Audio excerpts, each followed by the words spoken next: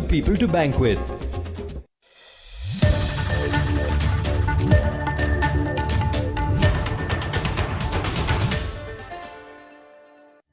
नमस्कार, मैं हूं आपके साथ कविता थपलियाल और आप देख रहे हैं कंज्यूमर इज किंग। आज हम एक खास मुद्दे पर बात करने वाले हैं। कंज्यूमर अफेयर मिनिस्ट्री की ओर से कंज्यूमर प्रोटेक्शन एक्ट के तहत डायरेक्ट सेलिंग से जुड़े नियमों की अधिसूचना जो है वो जारी कर दी गई है। नए नियम डायरेक्ट सेलिंग से जुड़ी कंपनियों और ई कॉमर्स प्लेटफॉर्म का इस्तेमाल करने वाले डायरेक्ट सेलर्स पर भी लागू होंगे। इस विषय पर एक्सपर्ट्स के साथ हम विस्तार से बात करेंगे, लेकिन आखिर ये पूरा मामला क्या है, देखिए इस रिपोर्ट में। ग्राहकों के हितों को ध्यान में रखते हुए सरकार की ओर से कंज्यूमर प्रोटेक्शन एक्ट के तहत डायरेक्ट सेलिंग से जुड़े नियमों की अधिसूचना जारी कर दी गई है। नए नियमों के मुताबिक राज्यों को डायरेक्ट सेलिंग से जुड़ी कंपनियों की मॉनिटरिंग के लिए मैकेनिज्म बनाना होगा। इसके साथ ही डायरेक्ट सेलर के प्रोडक्ट्स या सर्विस से अगर ग्राहक को शिकायत होती है तो जिम्मेदारी डायरेक्ट सेलिंग कंपनियों को भी लेनी होगी। ग्राहकों की समस्या के निपटारे के लिए ग्रीवेंस रिड्रेसल ऑफिसर की नियुक्ति की जाएगी। वहीं ग्राहकों को प्रोडक्ट या सर्विस की शिकायत ऑफलाइन और ऑनलाइन दोनों माध्यमों से करनी होगी। ग्राहक की शिकायत के बाद जिम्मेदार विभाग को 48 घंटे के भीतर कार्रवाई करनी होगी और 1 महीने के भीतर पूर्ण रूप से शिकायत का निपटारा करना होगा। वहीं अगर 1 महीने में भी शिकायत का निपटारा नहीं होता है तो ग्राहक को लिखित में इसकी शिकायत दर्ज करानी होगी। लगातार मिलती शिकायतों के बाद सरकार की ओर से इन नियमों का पालन करने के लिए 90 दिनों का समय दिया गया है। नए नियम डायरेक्ट सेलिंग से जुड़ी कंपनियों और ई कॉमर्स प्लेटफॉर्म का इस्तेमाल करने वाले डायरेक्ट सेलर्स पर भी लागू होंगे। ईटी नाउ स्वदेश। चलिए, तो यहाँ पर आपने ये पूरा मामला सुना, लेकिन इसको लेकर हमारे कई सारे सवाल हैं जिन पर हम विस्तार से इस पूरी पेशकश में बात करेंगे। मुख्य सवाल क्या है आपको बताते हैं। ग्राहकों के हितों को ध्यान में रखते हुए सरकार ने जो ये फैसला लिया है, इसके तहत डायरेक्ट सेलिंग से जुड़े नियमों की अधिसूचना जो जारी की गई है, क्या इनके जो नए नियम है इनकी इसके तहत जो ट्रैकिंग की जाएगी, क्या उसके इम्प्लीमेंटेशन पर किसी भी तरह की निगरानी यहाँ पर रखी जाएगी सरकार की तरफ से। इसके अलावा डायरेक्ट सेलिंग जो कंपनियां हैं, इनकी शिकायतों के निपटारे से इन कंपनियों के बिजनेस को आगे बढ़ाने में कितना प्रोत्साहन मिलेगा, और साथ ही जिस तरह से हम डायरेक्ट सेलिंग के व्यापार को बढ़ता हुआ देख रहे हैं, इसके साथ ही कई सारे धोखाधड़ी के मुद्दे भी इसको लेकर सामने आ रहे हैं, उनसे कैसे निपटा जाएगा। इन तमाम मुद्दों पर आज हम विस्तार से बात करेंगे और हमारे साथ खास मेहमान भी जुड़े हुए हैं। कंज्यूमर वॉइस के मैनेजिंग एडिटर श्रीराम खन्ना है और साथ ही बिजनेस काउंसलर और direct selling expert Sonu Sharma, ये दोनों हमारे साथ जुड़े हुए हैं। आप दोनों का ही स्वागत है। खन्ना साहब, आपके पास आऊंगी। सबसे पहले किस तरह से आप इस नए नियम को देखते हैं? कंज्यूमर अफेयर्स मिनिस्ट्री ने जो कंज्यूमर प्रोटेक्शन एक्ट के तहत जो अधिसूचना जारी की है, डायरेक्ट सेलिंग में जिस तरह की पारदर्शिता की जरूरत थी, क्या इस नियम के बाद, अधिसूचना के बाद आप आती हुई देखते हैं? देखिए, कई सालों से डायरेक्ट सेलिंग इंडस्ट्री के लोग सरकार से ये मांग करते रहे हैं कि उनको रिकॉग्नाइज करके उनके लिए कोई रूल्स बनाए जाएं जिससे कि उनका बिजनेस आम पब्लिक को लेजिटिमेट लगे। क्योंकि नॉर्मली डायरेक्ट सेलिंग किस तरह है कि भाई एक आदमी दूसरे को बेचता है, दूसरा तीसरे को बेचता है, और पर्सन टू पर्सन मार्केटिंग का वो चैनल बनता है। और ये जो शोरूम्स और होलसेलर और रिटेलर के चैनल के को अवॉइड करते हैं, तो ये इसमें पता नहीं लगता कि कौन आदमी किसके बिहाफ पे काम कर रहा है, और इसको शक की दृष्टि से भी देखा जाता है कुछ देशों में। तो इसलिए ये इंडस्ट्री मांग करती रही है कि डायरेक्ट सेलिंग इंडस्ट्री को रिकॉग्नाइज किया जाए और उसके काम को, जो इसका काम है, इसको प्रोत्साहित किया जाए। और वो ये चाहते थे कि इस तरह के रूल बने, और मैं सोचता हूँ कि जो लोग डायरेक्ट इंडस्ट्री में हैं, डायरेक्ट मार्केटर्स हैं, वो उनको इसका स्वागत करना चाहिए, और हम उपभोक्ताओं के बिहाफ पे इनका इस रूल्स का स्वागत करते हैं। जी चलिए, आप तो कह रहे हैं कि आप इन नियमों का स्वागत करते हैं, लेकिन सोनू शर्मा जी, अगर आप मुझे सुन सकते हैं, दर्शकों को हम बताना चाहते हैं विस्तार से कि ये नए नियम क्या है और किस तरह से एक्सेप्टेंस डायरेक्ट सेलिंग को लेकर इन अधिसूचना के बावजूद आप बढ़ती हुई देख रहे हैं। मुझे आपका आवाज आ रहा है मैम?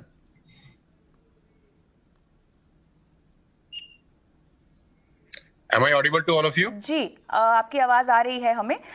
मैं आपसे ये पूछना चाह रही थी कि जो नए नियम अधिसूचना के तहत जारी किए गए हैं उन पर अगर विस्तार से आप बात कर सकें तो।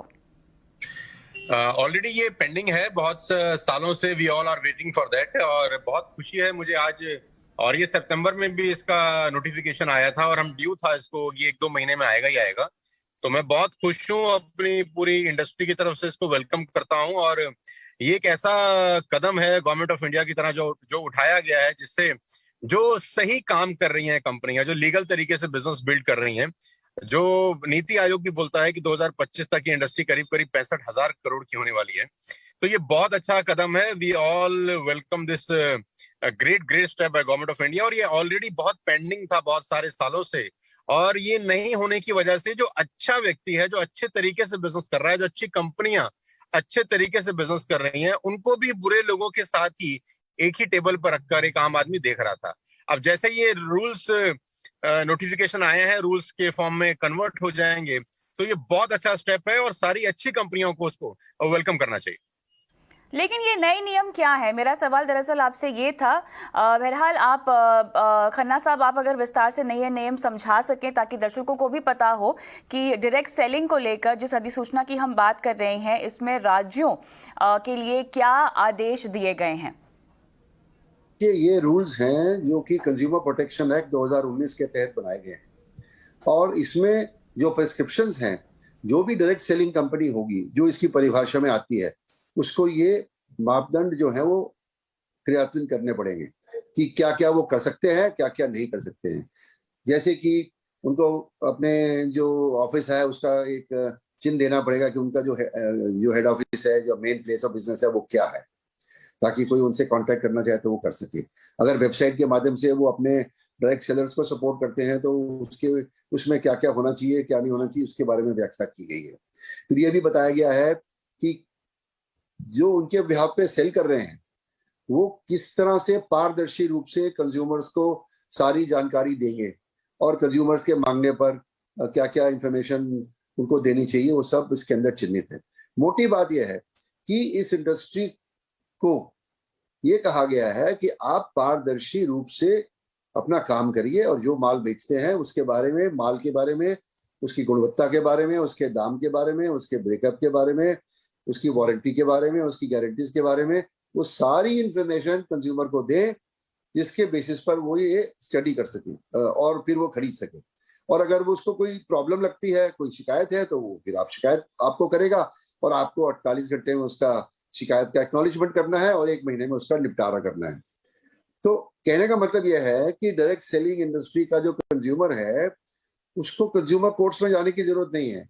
वो इनको शिकायत करे, अगर वो निपटारा करते हैं ठीक है, नहीं तो वो कंज्यूमर कोर्ट में जा सकता है, या वो स्टेट गवर्नमेंट की जो अथॉरिटी है जो इसको मॉनिटर करेगी उसको शिकायत भी कर सकता है, उसके ध्यान में ला सकता है कि ये कंपनी, फलानी कंपनी ये कर रही है।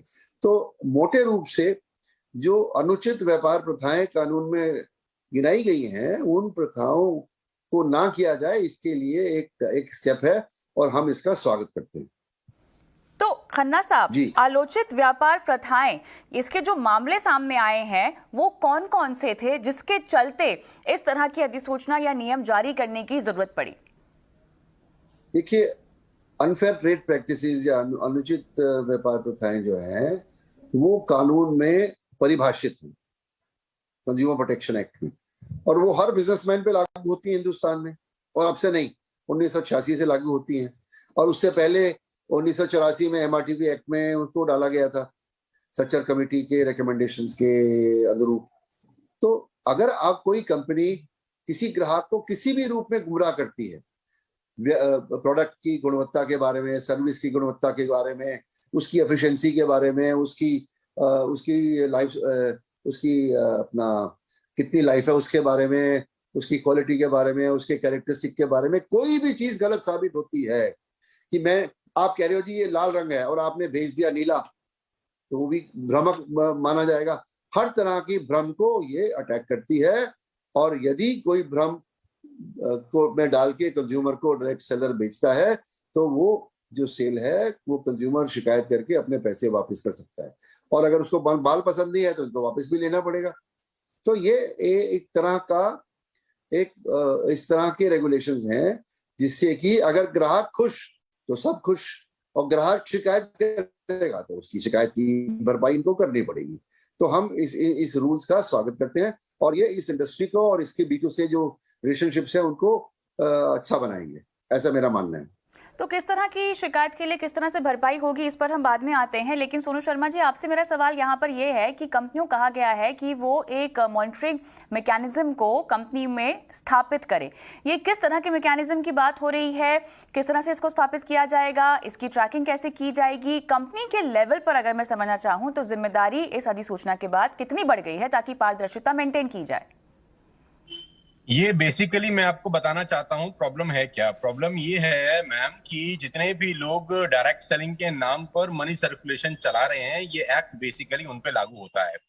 बहुत सारे लोग डायरेक्ट सेलिंग के नाम पर मनी सर्कुलेशन प्रोसेस चलाते हैं। 1 रुपए का जो प्रोडक्ट है उसका कॉस्ट, उसका MRP, उसका रेट इतना ज्यादा डिमांड किया जाता है लोगों से, और वही बीच का पैसा लोगों में रोटेट किया जाता है।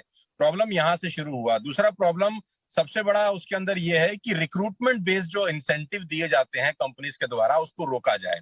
रिक्रूटमेंट बेस्ड रीबाइंग का प्रोसेस बहुत सारी कंपनीज में नहीं है, सिर्फ रिक्रूटमेंट बेस्ड पैसा दिया जा रहा है, जो मनी सर्कुलेशन एक्ट के अंदर भी इलीगल है। तो अभी इस लॉ के क्या कहते हैं फ्लोर पे आ जाने से बहुत सारी कंपनियां जो सिर्फ और सिर्फ मनी सर्कुलेशन चला रही है नेटवर्क मार्केटिंग के नाम पर, उन सब पे शिकंजा कसा जाएगा और सही कंपनी जो काम कर रही हैं उनको बहुत अच्छा काम करने का मौका मिलेगा। अभी मैं इसमें एक बात और ऐड कर देना चाहता हूं कि जितनी भी कंपनीज पिछले 4 से 5 साल के अंदर रजिस्टर्ड हुई हैं, उसमें बहुत सारी कंपनी ऐसी हैं जो सिर्फ और सिर्फ मनी सर्कुलेशन कर रही हैं डायरेक्ट सेलिंग के नाम पर, और इसकी वजह से कस्टमर का बेहद नुकसान हो रहा है और एक कस्टमर को भ्रम की स्थिति बनी रहती है कि इतना पाक साफ बिजनेस, इतना शानदार बिजनेस को वो एक शक की नजर से देखने आता है, क्योंकि 10 अच्छी कंपनी रहती हैं और उसमें से एक बेईमान निकल जाती है तो बाकी सब लोग 9 को भी बेकार तरीके से देखना शुरू कर देते हैं। तो ये बहुत स्वागत योग्य एफर्ट है और इसका, जैसा कि सर बता रहे थे, कि इसका इंतजार बहुत बहुत सारे सालों से था और we are very thankful to the government of India कि ये फ्लोर पर आ गया है फंड। तो सोनू शर्मा जी, ये जो बिजनेस है ये कितना बड़ा है? और आपने यहाँ पे जिक्र किया पिरामिड और मनी सर्कुलेशन स्कीम्स का, जो कि डायरेक्ट सेलिंग कंपनीज कुछ चला भी रही थी। अब इस अधिसूचना के बाद इस तरह की चीज़ों पर, इन तरह के मामलों पर किस हद तक रोक लगेगी? इंडस्ट्री के विस्तार को लेकर ये कितना बड़ा कदम है? अभी फिलहाल अगर हम देखें तो मार्केट कैप के लिहाज से इन कंपनीज का कितना प्रपोर्शन है और कितनी ज़रूरत थी इस तरह की अधिसूचना की, ताकि ग्राहकों को यह समझ में आए कि उनकी हितों का ख्याल रखने के लिए कोई ना कोई है, एक बॉडी है जो जिम्मेदारी लेती है और आप अपनी शिकायत भी उन तक पहुंचा सकते हैं। मैम, सबसे पहले तो मैं आपके दर्शकों को और सब लोगों को बताना चाहता हूं कि पूरे हिंदुस्तान में डायरेक्ट सेलिंग जो अच्छी कंपनी है, जो सही कंपनीज कर रही हैं, एकमात्र ऐसा बिजनेस है जिसमें 100% वाइट की ट्रांजैक्शन होती हैं। आपको जान के बहुत हैरानी होगी और कस्टमर को मैं बताना चाहूंगा, जितने भी कंज्यूमर्स हैं, कि जो सही कंपनीज हैं उसमें कोई भी बिलिंग, कोई भी प्रोडक्ट अगर सेल किया जाता है तो उसके ऊपर प्रॉपर बिल कटता है। आप कैश ट्रांजैक्शन नहीं कर सकते हैं, नंबर 1। नंबर 2, उसके ऊपर GST एप्लीकेबल होता है जो गवर्नमेंट ऑफ इंडिया को कंपनीज डिपॉजिट करती हैं पर मंथ। नंबर 3, आपको जो भी कमीशन आता है वो TDS करके, टैक्स कट के ही आता है। ये एकमात्र ऐसा प्रोफेशन है पूरे हिंदुस्तान के अंदर जहां 100% ट्रांसपेरेंसी होती है और लीगल सिस्टम अपनाया जाता है। आज ये करीब करीब 15,000 से 20,000 करोड़ रुपए का इंडस्ट्री है। नीति आयोग का खुद का ये मानना है, KPMG का खुद का ये रिपोर्ट है कि अगर ये इंडस्ट्री सही रही तो 2025 तक करीब करीब 65 से 70 हजार करोड़ रुपए की इंडस्ट्री है, जहां एक आम भारतीय को रोजगार मिलने की अपार संभावनाएं हैं। आज हिंदुस्तान में आपको पता है कोविड-19 के कारण बहुत सारे लोगों को नौकरी की समस्या है, अनएम्प्लॉयमेंट अपने चरम सीमा पर है। ये एकमात्र ऐसी इंडस्ट्री है जो लोगों को अनएम्प्लॉयमेंट से मुक्त, जो प्रॉब्लम फेस कर रहे हैं लोग बाग, उनको एम्प्लॉयमेंट प्रोवाइड करा सकती है बनस्पत। इस पे आज ये जो नोटिफिकेशन आया है, ये ठीक तरीके से अगर लागू हो जाए, क्योंकि ठीक तरीके से लागू होना बहुत जरूरी है। कानून तो हिंदुस्तान में बहुत सारे हैं, अगर वो इम्प्लीमेंट ठीक तरीके से हो जाए तो मैं आपको बता सकता हूं कि 2025 में ये एकमात्र ऐसा उद्योग है जो बहुत सारे लोगों को, हजारों लाखों नहीं करोड़ों लोगों को एम्प्लॉयमेंट प्रोवाइड करा सकता है। बिल्कुल सही कहा आपने। जहाँ तक एम्प्लॉयमेंटेबिलिटी की बात है तो लगभग 7 मिलियन से ज़्यादा लोग हैं जिनको रोजगार मिल रहा है इस इंडस्ट्री के जरिए। और उसमें भी खास बात यहाँ पर यह है, उल्लेखनीय बात यहाँ पर यह है कि 50% से ज़्यादा तो इसमें महिलाएं हैं।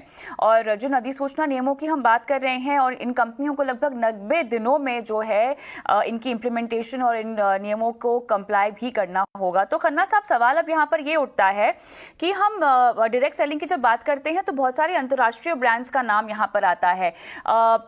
जो भी हमने केसेस धोखाधड़ी के या पारदर्शिता की हमने बात की है, कितना भरोसा मिलेगा या कितना एस्टैब्लिशमेंट में और आसानी मिलेगी इन इंटरनेशनल ब्रांड्स को अपने कदम भारत में रखने के लिए? क्योंकि हम बड़े बड़े नाम देखते हैं, एमवे, टपरवेयर, ओरिफ्लेम, कई तरह की ऐसी डायरेक्ट सेलिंग प्रोडक्ट्स हैं जो इन कंपनियों के हम खरीद पाते हैं। कहीं ना कहीं जिन पॉन्जी स्कीम्स की हम बात कर रहे हैं, मनी सर्कुलेशन की बात कर रहे हैं, इनके ब्रांड को हिट होता होगा इन सब की वजह से। अब ये ब्रांड्स किस तरह से स्टैंड आउट करेंगे? देखिए, जो मनी सर्कुलेशन स्कीम है वो इन रूल्स में कवर नहीं होते। तो कोई मनी सर्कुलेशन स्कीम अपने आप को डायरेक्ट सेलर कह के अपना काम नहीं कर सकता। ये एक इसकी इन रूल्स का एक फायदा होगा। उससे क्या होगा कि जो ये नंबर 2 का काम कर रहे हैं उनको पारदर्शिता अपनानी पड़ेगी और उसमें वो पकड़े जाएंगे। और इसका मतलब यह है कि जो नंबर 2 का काम करने वाले हैं उनके लिए मुश्किल हो जाएगा डायरेक्ट सेलिंग से अपने बिजनेस को बढ़ाना, क्योंकि इन रूल्स को वो फॉलो नहीं कर पाएंगे, और फॉलो करेंगे तो फिर वो एक्सपोज होंगे तो उनका बिजनेस जिस तरह वो चल रहे हैं उस तरह चल नहीं पाएगा, ऐसा मेरा मानना है। अब सोनू जी को क्या लगता है ये वो बताएंगे। जी सोनू जी। मैम, हम लोग जब इस नोटिफिकेशन के ऊपर चर्चा कर रहे थे बहुत साल से, I am in the industry from the last 20 years, हम लोग का डिमांड था कि कोई भी व्यक्ति डायरेक्ट सेलिंग कंपनी जब तक एक x amount government of India को डिपॉजिट नहीं करता खोल ही ना सके। हमारे बहुत सारे सजेशंस थे, बहुत सारे हम लोगों ने सुझाव सरकार को दिए, प्रीवियस गवर्नमेंट को भी दिए, और ये जो ये नया गवर्नमेंट है यहाँ पर भी बहुत सारी मीटिंग्स हुई। बैक टू बैक फिक्की के साथ हम लोग कोऑर्डिनेशन में थे, टच में थे कि एक लमसम अमाउंट भी as a security amount deposit कराए कोई भी कंपनी अगर अपना डायरेक्ट सेलिंग बिजनेस शुरू करना चाहती है। बिकॉज होता क्या है, 4 कंप्यूटर लगाए, 4 लोग बैठे और अपना डायरेक्ट सेलिंग बिजनेस शुरू कर लिया, और डायरेक्ट सेलिंग के नाम पर कुछ भी ऊट पटांग बेचना शुरू कर दिया। वो प्रोडक्ट बेचने शुरू कर दिए जिसका रीबाइंग ही नहीं है, वो प्रोडक्ट जिसका क्वालिटी बहुत खराब है, वो प्रोडक्ट जिसका प्राइस इतना ज्यादा है कि एक आम आदमी की पहुंच से बहुत ज्यादा है। अब इस नोटिफिकेशन के द्वारा सर जो बता रहे थे खन्ना साहब, मैं बिल्कुल उनसे इत्तेफाक रखता हूं कि असली और नकली, जिसको कहते हैं दूध और दूध, दूध का दूध, पानी का पानी, ये हो जाएगा। और एक कंज्यूमर जो एक सयाना कंज्यूमर है, एक सया कस्टमर है जो अपना करियर बनाना चाहता है इस फील्ड में, वो बिंदास होकर इस प्रोफेशन को ज्वाइन कर सकता है और अगले 4 से 5 साल के अंदर अपने सारे के सारे सपनों को पूरा कर सकता है। अच्छा, जिस शिकायत के निपटारे की हम बात कर रहे हैं सोनू जी, ये ग्रीवांस रेड्रेसल की पूरी प्रक्रिया क्या होगी? अगर मैं एक ग्राहक हूं जिसे अपनी शिकायत का निपटारा करवाना है या अपनी शिकायत पहुंचवानी है, तो ये पूरी प्रक्रिया क्या होगी? किस तरह से मुझे अप्रोच करना होगा और शिकायत का निपटारा कैसे होगा? मैम, उसके लिए पूरा नोटिफिकेशन एक बार पढ़ना बहुत जरूरी है, क्योंकि नया नया नोटिफिकेशन अभी पूरा पब्लिश हुआ है। उसमें क्या अमेंडमेंट किए गए हैं, क्योंकि सितंबर में भी ये नोटिफिकेशन आया था, 2014 से चल रहा है ये एक्चुअली प्रोसेस। तो एक बार उसको पढ़ना पड़ेगा कि क्या अमेंडमेंट्स हुए हैं, क्या चेंजेस हुए हैं, उसके बाद इसके बारे में बात की जा सकती है। खन्ना साहब, आप बताएंगे ग्रीवांस है कि हर डायरेक्ट सेलिंग कंपनी को ग्रीवेंस ऑफिसर नॉमिनेट करना पड़ेगा, जिसको कोई भी कंज्यूमर अपनी ग्रीवेंस भेज सकता है, ऑफलाइन या ऑनलाइन, और एक नोडल ऑफिसर इनको नियुक्त करना पड़ेगा, और समय सीमा के अंदर जितने भी शिकायत आएंगे इसका निपटारा इन्हें खुद करना पड़ेगा। और हम तो ये सजेस्ट कर रहे हैं सरकार को कि एक स्टैंडर्ड है ISO 10001, ISO 10001 और 10002। ISO 10002 ये बताता है कि किस तरह किसी कंपनी को कंज्यूमर्स की कंप्लेंट्स को रिसीव करना चाहिए, एक्नॉलेज करना चाहिए, उनको प्रोसेस करके उनका निपटारा करना चाहिए। तो हर कंपनी अपना तरीका अपना सकती है, परंतु अगर एक मापदंड होगा तो वो सबके लिए आसान हो जाएगा और मॉनिटरिंग भी उसकी आसानी से हो जाएगी। इसलिए हम तो ये सजेस्ट कर रहे हैं गवर्नमेंट को कि ISO 10002 को अप्लाई किया जाए और इन रूल्स में ISO 10002 को भी मेंशन किया जाए। और अगर नहीं मेंशन करना चाहते तो कंपनी स्वयं ही ISO 10002 फॉलो करना शुरू कर दें। वो एक ग्लोबल स्टैंडर्ड है कंज्यूमर कंप्लेंट रिड्रेसल का, और उससे उनकी कंपनी की साख बढ़ेगी। जी, कहीं ना कहीं अगर हमें इस कारोबार को आगे बढ़ाना है सोनू जी, तो इस तरह के नोटिफिकेशंस के अलावा इनोवेशन की भी तो जरूरत होगी इसको आगे बढ़ाने के लिए, क्योंकि देखिए आज का जो मार्केट है वो काफी बड़ा है। केवल डायरेक्ट सेलिंग तो एक जरिया नहीं है जहां से लोग खरीदारी कर रहे हैं, ई कॉमर्स है, ऑनलाइन की दुनिया बहुत ज्यादा बड़ी हो गई है, गहरी होती भी जा रही है। कहीं ना कहीं ये कंपटीशन तो है ही, किस तरह के इनोवेशंस की जरूरत है। इनोवेशंस आएंगे तो वहां पर एक ग्राहक की सुरक्षा का भी सवाल आएगा और कारोबार में पारदर्शिता का भी सवाल आएगा। तो कैसे आगे बढ़ा जाए? पहले तो मैडम मैं आपको ये बता दूं कि जो डायरेक्ट सेलिंग के थ्रू प्रोडक्ट का खरीद फरोख्त होता है और सेल परचेज होता है, और जो दूसरा माध्यम है प्रोडक्ट को सेल और परचेज करने का, दोनों में जमीन और आसमान का फर्क है। पहली बात तो जितना भाई अच्छा डायरेक्ट सेलिंग कंपनी है, मैं नाम यहाँ पर नहीं लेना चाहूंगा, ABCDEF जो भी कंपनीज हैं जो अच्छे तरीके से डायरेक्ट सेलिंग करती हैं और जिनमें रीबाइंग होती है। रीबाइंग का मेरा मतलब बड़ा सीधा सा है कि एक ही प्रोडक्ट को बार बार बेचा जाता है और खरीदा जाता है, एक ही कस्टमर एक ही प्रोडक्ट को बार बार बाय करता है। तो इनोवेशन इसलिए भी बढ़ जाता है क्योंकि कंपनी तभी ही बड़ी होती है जब एक ही कस्टमर उसी प्रोडक्ट को बार बार खरीदता है, और बार बार तभी खरीदेगा जब उसका क्वालिटी, उसका वैल्यू और उसका प्राइस उसको माफिक लगेगा बाजार के मुताबिक।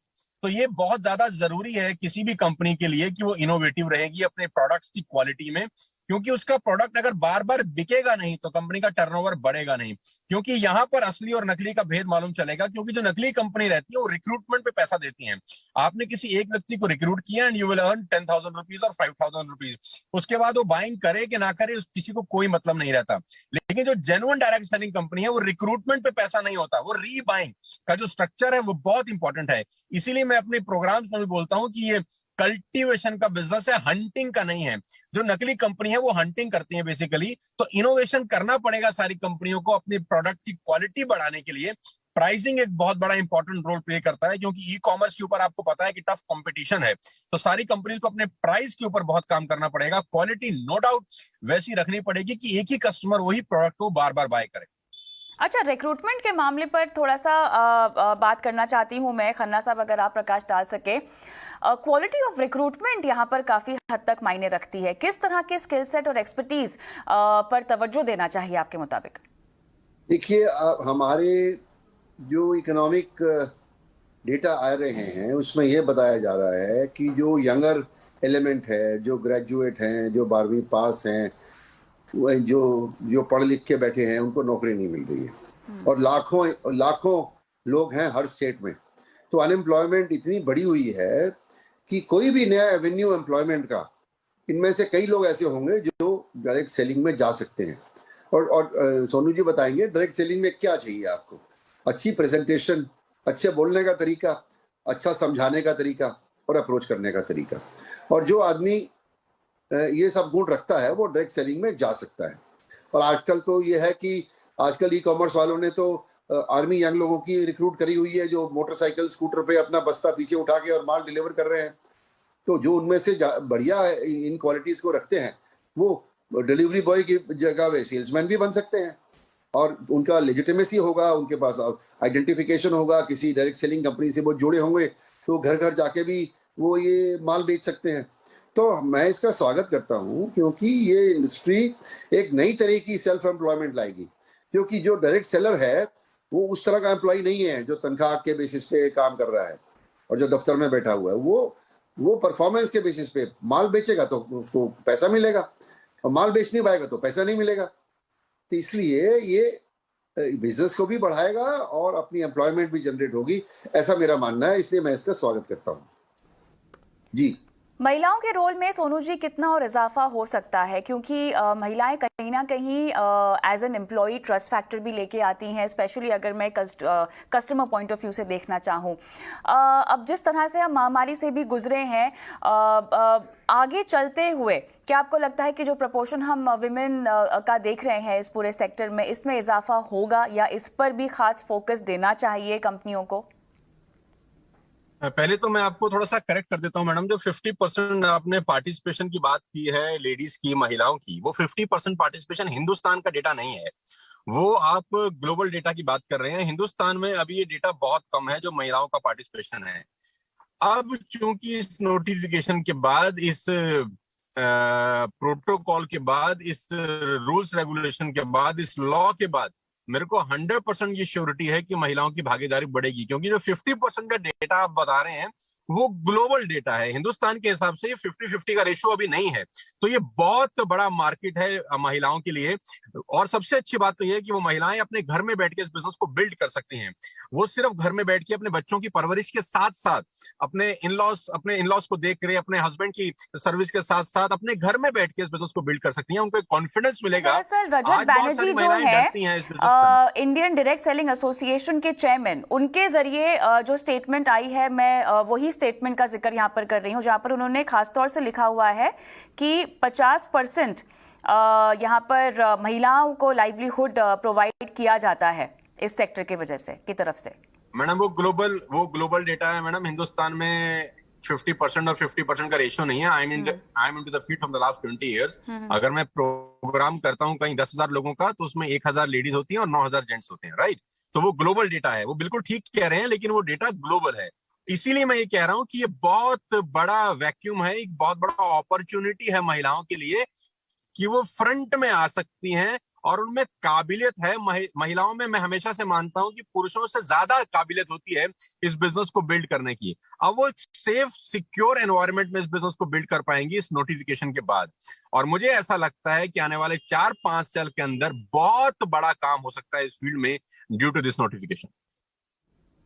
चलिए, तो मेरे ख्याल से यहाँ पर एक बार फिर से ग्राहकों की सुध आई है, जिसके चलते हमने ये अधिसूचना और ये नियम जारी होते हुए देखा है। एक बार फिर से डायरेक्ट सेलिंग जो एक सेक्टर है, लगातार सवालों के सर्कल में घिरा रहता है इन टर्म्स ऑफ पारदर्शिता, और जिस भी तरह कि यहाँ पर मनी मेकिंग प्रैक्टिसेस हमने होती हुई देखी हैं पिछले दिनों, इसको लेकर कवायद एक बार फिर से शुरू होती हुई दिखाई दे रही है। उम्मीद करते हैं कि ये सेक्टर आगे बढ़ते हुए कॉम्पिटिशन को फेस करने में कामयाब रहे। बहुत बहुत शुक्रिया आप दोनों का इस खास पेशकश में शामिल होने के लिए। कंज्यूमर किंग में आज के लिए इतना ही। मुझे भी इजाजत दें। नमस्कार।